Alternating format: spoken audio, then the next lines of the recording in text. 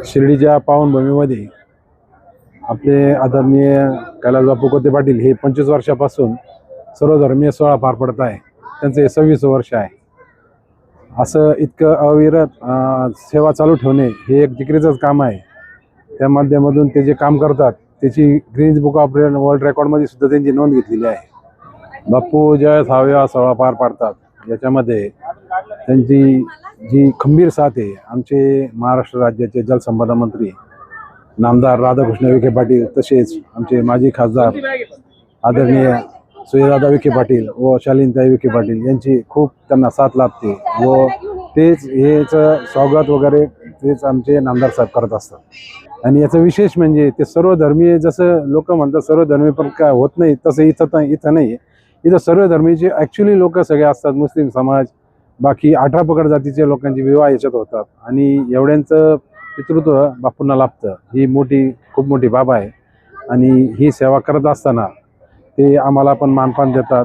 आमच्या मौलाना लोकांना बोलवतात, मुस्लिम समाज मौलाना लोकांना बोलवतात. त्यांच्यातील जे हे असतं, जे जोडपे असतात त्यांची मुस्लिम पद्धतीने ते लग्न लावतात.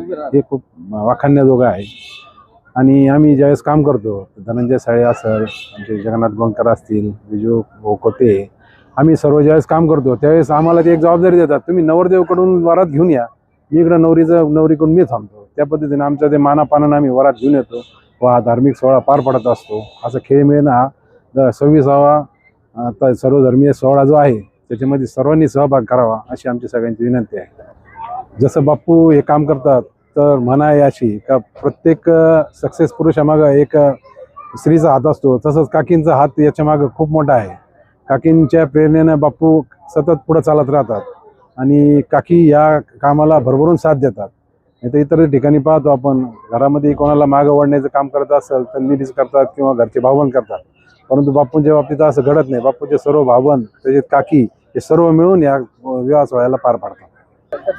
तसेच राजकारणामध्ये एकमेकांचे हेवेदावे वगैरे असतात, बापूंचे असतील किंवा कोणाचे जरी असतील. परंतु हा जो लग्न सोहळा ज्यावेळेस येतो त्यावेळेस सर्व राजकीय मंडळी, सर्व विरोधी पक्षाचे, आपल्या पक्षाचे सर्व बापूंकडून येऊन उभे राहतात व या धार्मिक सोहळ्याला पार पाडत असतात.